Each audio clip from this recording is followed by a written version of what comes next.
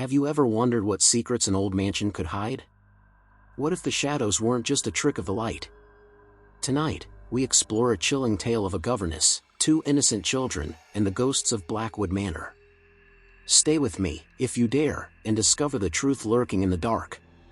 In 1889, young Miss Margaret Evans arrived at Blackwood Manor, a vast, gloomy estate far from town.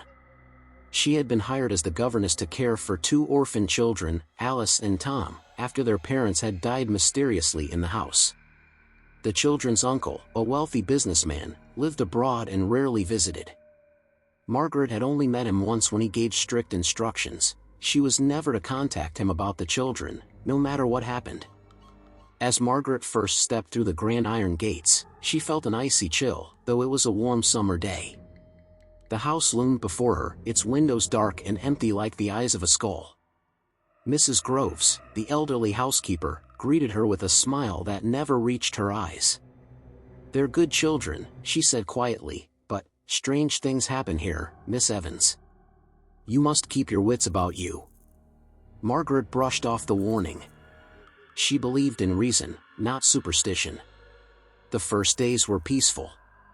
Alice and Tom, both with golden hair and innocent smiles, were polite and well-behaved. They played quietly in the garden, always whispering to each other. But soon, Margaret noticed odd things. At night, she would hear soft footsteps in the hallway, but when she checked, the children were asleep in their beds. Shadows moved in the corners of rooms, though no one was there.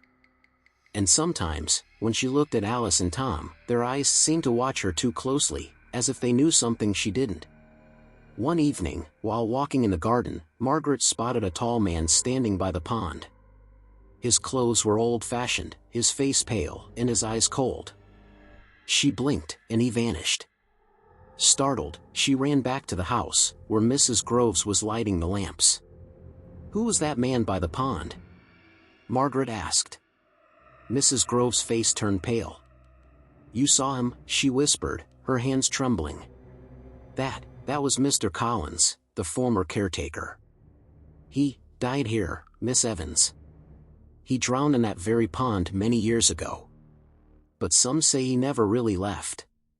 Margaret felt a shiver run down her spine. Was it possible that the house was haunted? Determined to protect the children, Margaret began to investigate.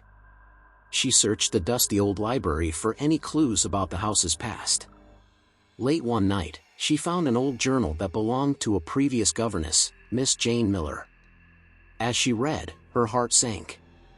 Miss Miller had written about strange happenings, voices in the night, shadowy figures, and most chillingly, a man and a woman who watched the children from a distance.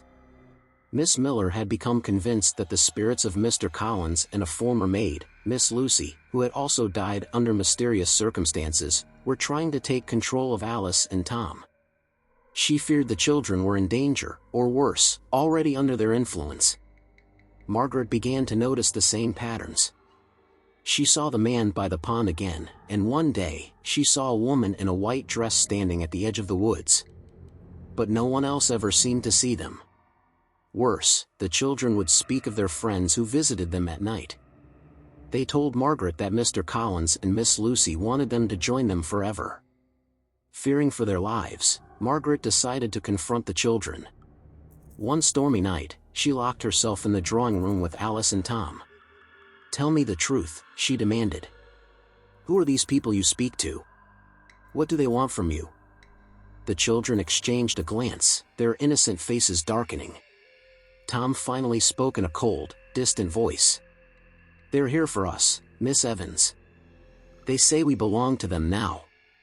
Just then, the lamps flickered, and a cold wind swept through the room, though all the windows were shut. Margaret turned, and there they were, the pale, ghostly figures of Mr. Collins and Miss Lucy, standing just inside the doorway, their eyes locked on the children. "No!" Margaret screamed. "You can't have them." She grabbed the children, pulling them toward the door, but it was as if an invisible force was holding them back. The ghosts moved closer, their faces twisted with malice. Margaret felt a surge of determination. She would not let these spirits take the children. "I will protect them," she shouted. You have no power here." Suddenly, there was a loud crash of thunder, and the ghosts faded, their figures dissolving into the air. The children collapsed, unconscious but unharmed. Margaret held them tightly, her heart racing. The next morning, Mrs. Groves found them in the drawing room. Margaret, exhausted but alive, told her everything. Mrs. Groves nodded solemnly. "You did what no one else could," she said. "You broke their hold. The children are safe, for now." But as Margaret looked at Alice and Tom, she couldn't shake the feeling that the spirits of Blackwood Manor were still watching, waiting for another chance to reclaim what they believed was theirs. Blackwood Manor still stands to this day, abandoned and decaying. Some say, if you listen closely on a quiet night, you can hear the voices of the children, calling out for help. Could you survive a place haunted by the past? Think carefully before entering. As we come to the end of this chilling tale, let's reflect on the mystery of Blackwood Manor. What would you do if you saw a ghostly figure watching you from a distance? Could you face a spirit as determined as the ones in this story? Also, what do you think happened to Alice and Tom after Margaret saved them? Do you believe the spirits were truly banished, or are they still lurking in the shadows, waiting for their next opportunity? Let me know your thoughts in the comments. If you enjoyed this story and want more haunting tales, don't forget to subscribe and hit the notification bell. I have plenty more mysteries to uncover for you. Stay tuned, and remember, sometimes, the scariest things are closer than you think.